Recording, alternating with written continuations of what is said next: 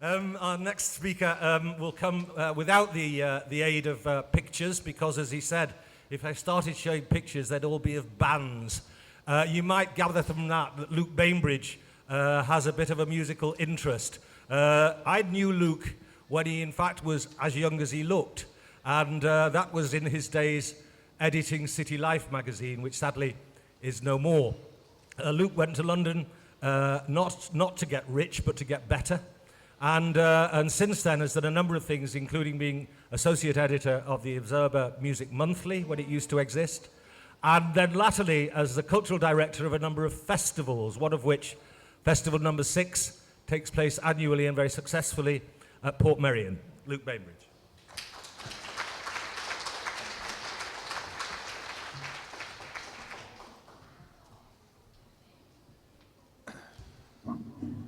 Thanks very much, Phil. What I'd like to talk about today is the role of music and arts in relation to the changes that Manchester has seen over the last few decades, especially since the Manchester bomb in 1996. As Phil mentioned, I was working at a Manchester magazine called City Life in 1996, which was Manchester's version of Time Out, and sadly stopped publishing about 11 years ago. Our office at the time was on Wood Street, down the side of the John Rylands Library, just above the Wood Street Mission, which was right on the edge of the exclusion zone that was set up in the days after the bomb. I've written about music and the arts and culture of this city for a quarter of a century now. And I'd like to talk today about the way I think it's important that we never forget the leading role that music and arts and culture has played in the regeneration of Manchester. This is the home of the Industrial Revolution and the city that split the atom. The birthplace of the computer and the Guardian, the suffragette movement, the free trade movement, the cooperative movement, vegetarianism, the nation's first free library, and the world's first intercity railway. I could go on, but although this may be the city where Engels met Marx, Rawls met Royce, Jack met Vera, and Georgie met Bobby and Dennis, over the last 30 years, it's music and culture that has played a central role in creating that excess of civic pride which defines Manchester. I think you could say, in a way, that over the last 30 years, we built this city on rock and roll and acid house, and with apologies to any blues here today, Manchester United. Some cities exude music and are defined by it. New York does, Detroit does, Berlin does, Kingston does, Washington doesn't, Tokyo doesn't, Paris doesn't. Manchester does and always has. From the 19th century, when German immigrants complained that Mancunians preferred to sing popular music rather than listen to the purities of classical music. When the BBC started Top of the Pops in 1964, the natural place to film it was Manchester, and it was first broadcast from a former chapel in a Dickensian church, in Dickensian Road in Rusholme, headlined by the Rolling Stones and the Hollies. We have the only building in the country here in Manchester which is named after a principal, which is the Free Trade Hall. But no one really knows it for that. Manchester being Manchester, people know it because it's a place where someone 50 years ago, in fact 50 years ago last night was the anniversary, shouted Judas at Bob Dylan. And they know it as a place where Howard Devoto and Pete Shelley, who went on to be the Buzzcocks, put on the Sex Pistols in 1976. And in the audience that night was everyone from Morrissey to Anthony Wilson to the people who became Joy Division, and all the people who then sparked the next regeneration of Manchester. You can't talk about music anywhere and not mention Manchester. And you can't talk about Manchester and not mention music. It's an integral part of the city's identity, and we should never forget to celebrate this. I'm doing some work with Hull, capital of culture at the moment, and when you mention the words Hull and capital of culture in the same sentence, it often elicits a few smirks. But, you know, we should never forget that Manchester is a true capital of culture. It's a global capital of culture. I'm old enough that I was fortunate to come of age at the end of the 80s, when Manchester began to really believe in itself again. And it felt like a place of endless possibilities. It felt like a place where you could make a name for yourself and curate, a new life for yourselves. And plenty of people did. Andy Barker from the group 808 State, I remember him telling me that he was still a roofer at the time when they suddenly had this massive overnight hit called Pacific State and went to London to be on Top of the Pops. And he was still living with his mum at the time, and he got back that night and she said to him, "What are you lot doing on Top of the Pops?" But that seemed to sum up the spirit of the times, that, it was fine for a roofer who was living with his mum in Longsight to get on Top of the Pops. It felt like a place, Manchester felt like a place where you could dream big and make those dreams a reality.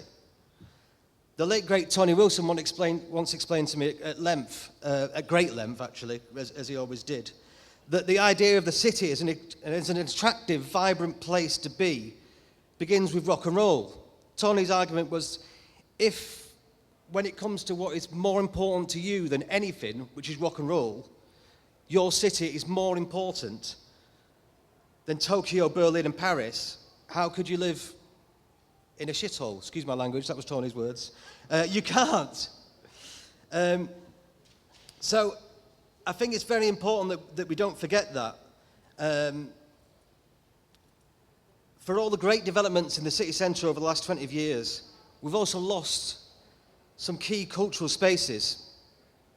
And I think we should always be wary that with the tidal wave of flat whites and cappuccinos and gentrification, which makes the city a better place to live, that we should never lose those very important key cultural spaces. I think most modern cities recognise that parks and green spaces are an integral part of the makeup of an urban environment, because they provide breathing space and are crucial to the successful functioning of urban communities.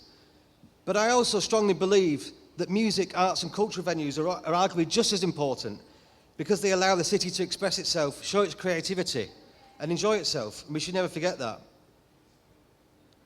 Last year we lost the Roadhouse, a live venue in the Northern Quarter, which has been a key venue in the city for many years. The band Elbow all of them worked behind the bar there at one stage, and then after a long gestation period, they went on to be a hugely successful band, selling millions of records. And they've invested that back in Manchester. They never left, just over the city in Salford. They play a strong part in Blueprint Studios, which is where they record all their music and bring other bands to the city to record there, much like 10cc did with Strawberry Studios 30, 40 years ago. Luke and Justin Unabomber are the DJs behind the best Manchester club night for my money in the last 20 years. They also started at the Roadhouse. Then they ended up at the Music Box, which we've also lost now, and which sadly now is a Tesco Metro. But then Luke and Justin went on to open a brilliant bar in Charlton called Electric, and then they went on to open a brilliant restaurant in West District called Volta. And they've now just been employed by the new owners of the Palace Hotel, which is one of the fantastic buildings in Manchester that's being regenerated at the moment. And they're going to be responsible for all the food and drink offerings in the Palace Hotel.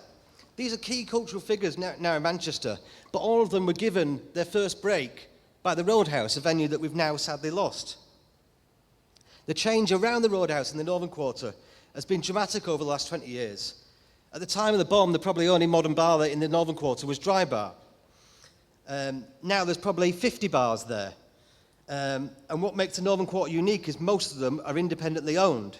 And like the Roadhouse, the best ones promote not only new music, but are also double as exhibition spaces for great new artists, kitchens for new chefs to express themselves, interior designers, graphic designers, etc. None of this happens in a chain bar or a restaurant like Café Rouge or Old Bar One or a venue like the Printworks across the road. They don't enrich the cultural life of the city in any way for me, and in some ways detract from it. So just to kind of sum up, the key thing I think is that when we lose venues like the Roadhouse and the Music Box, we need to make something sure another space opens to develop this creativity. We have had some great spaces that opened in the last 20 years. Places like Albert Hall, which is a fantastic space, from the owners of Trough, who I remember when the guys from Trough first started, they started in a student house in Fallowfield, and their first little bar was basically the front room of a student house. And they've gone on to do fantastic things in the city, all the various Trough bars, Gorilla, the Deaf Institute, Albert Hall, and it's really important, I think, that we still, no matter what happens to the regeneration of the city, we find space for these people to exist and retain the identity of what makes Manchester great.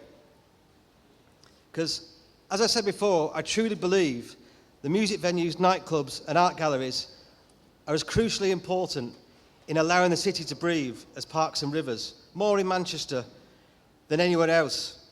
And I think we should never bear that in mind. I think if you go to New York nowadays, it's a much more safer place than it was 25 years ago. But for me, it's a much more sanitized place, and it's lost a bit of its cutting edge that it had right at the cutting edge of culture. And I think we should always be wary that Manchester doesn't lose that. Thank you.